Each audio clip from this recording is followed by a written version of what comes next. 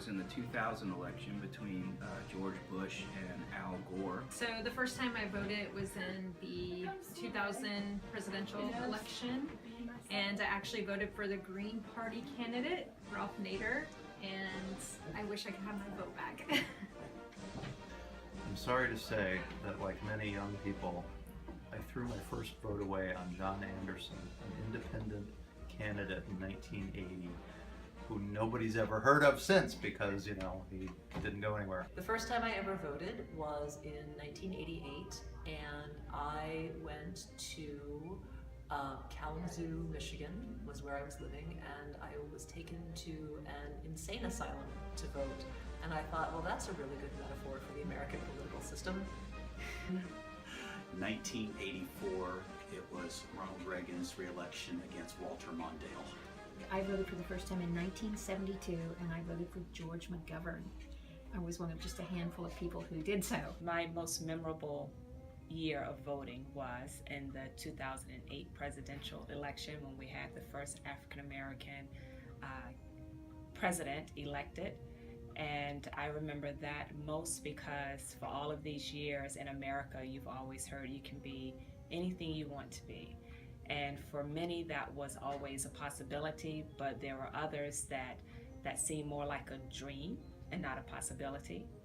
And when President Obama won the election as the first African American president, then it was much easily understood by all kids in this world that you really can be anything that you want to be. And I think it's very important to vote because it's every thinking person's civic responsibility to be as informed as they possibly can be about the various candidates running for office and the direction in which they want to take this country. And it's a right we have to act upon, and I think it's everybody's responsibility to make sure that they do that so that their voice and opinion can be heard. It's important to vote because people in this country died for the right to vote, and so everybody ought to cherish that right. Okay. It's important to vote because if you don't vote, you can't complain. Well, it's important to vote because so few people actually vote, and then that means that their votes are significantly overweighted, that a very small minority have a large output, not just in presidential elections, but if you look in congressional elections, like off-year elections, you may have 20, 30% of the vote determining who goes to Congress. So to me, it's very significant for people to have input on the selection of their elected representatives. And I think it's important because it's a basic American privilege and responsibility that too many people have never had the right to vote. And so I don't understand when people say one vote doesn't make a difference or I just don't care enough to vote. So that's why I think everybody should vote.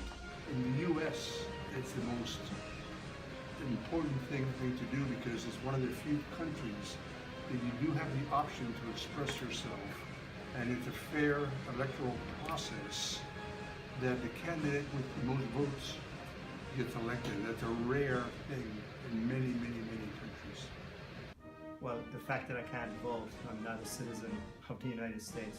I'm still fascinated by the American election campaign and elections in general in this country. Why should people vote? Well, I think that the informed majority makes the decisions in a democracy. So, number one, inform yourself about the issues, and number two, you gotta vote.